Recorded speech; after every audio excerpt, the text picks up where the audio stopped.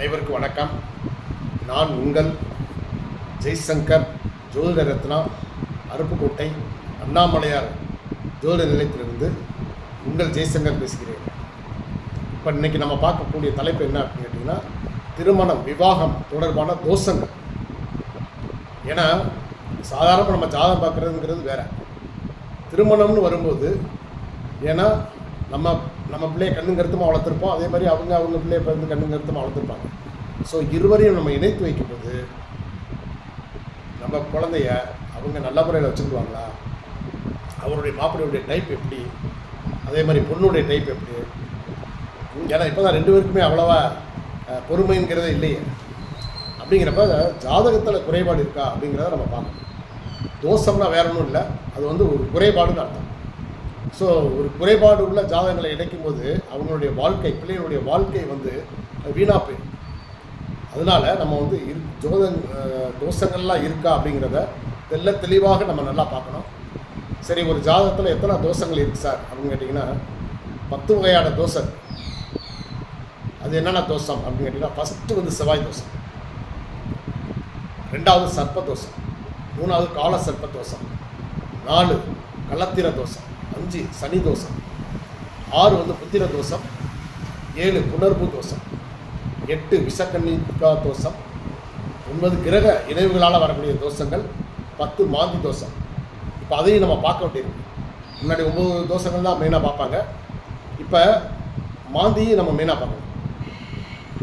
எல்லா தோஷங்களையுமே மெயினாக திருமணம் தொடர்பாக பார்க்கும்போது 2, 4, 7, 8 ஃபஸ்ட்டு, இது போக 1ஆம் பாவகம், 12ஆம் பாவகம், 5ஆம் பாவகம், இதெல்லாம் நம்ம பார்க்க முடியும்.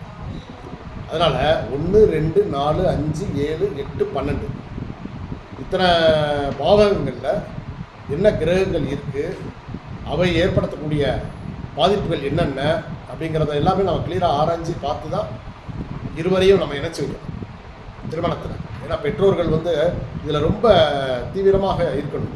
பொருத்தம் பார்க்காம திருமணத்தை முடிச்சு வச்சுட்டு நாளைக்கு அடடா பிள்ளையை அடிச்சுக்கிட்டு இருக்கும்போது அதை நினச்சி வேதனைப்படக்கூடிய பெற்றோர்கள் நிறைய பேர் இருக்காங்க. ஸோ அதனால் நம்ம வந்து பார்க்குறது தெளிவாக நம்ம பார்த்தோம்.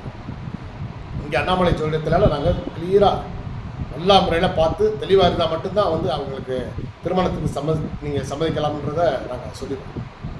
அது மாதிரி என்னென்னு கேட்டிங்கன்னா, செவ்வாய் தோஷம் வந்து ஏன் பார்க்குறாங்க அப்படின்னு கேட்டிங்கன்னா, செவ்வாய் கணவனை குறிக்குது, ரத்தம், விபத்து, சண்டை சச்சரவுகள், அப்புறம் வந்து உங்களுக்கு எல்லா வகையான சண்டைகளுக்கும் காரணம், குடும்பத்தில் ஏற்படக்கூடிய சண்டைகள் காரணம் வந்து செவ்வாய் தான்.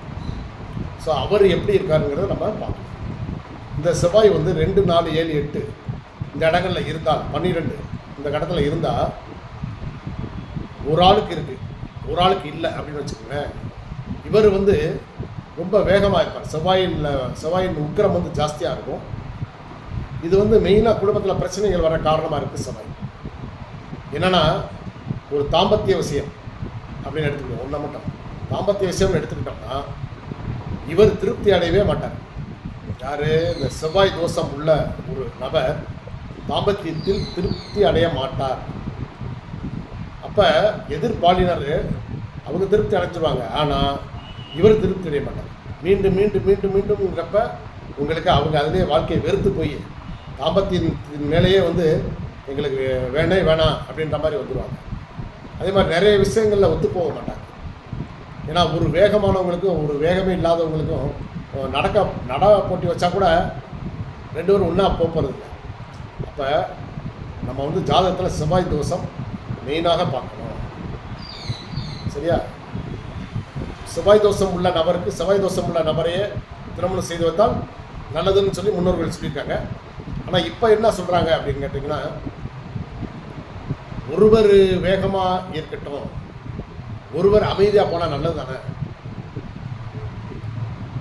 2 பேருமே வேகமான ஆளுகளை இணைச்சி வைக்கும்போது நிறைய குடும்பங்கள் அதனாலே பிரச்சனை வருதில்ல அப்படின்னு சொல்கிறவங்களும் இருக்காங்க. இருந்தாலும் ஆனால் முன்னோர்கள் சொன்ன வழி வந்து ஒருத்தருக்கு செவ்வாய் தோஷம் இருந்தால் இன்னொரு செவ்வாய் தோஷம் உள்ள நபரையே தான் இணைச்சி வைக்கணுங்கிறது விதி. சரியா? சரி, ரெண்டாவது தோஷம், ஃபஸ்ட்டு வந்து செவ்வாய் தோஷம். சரிங்களா?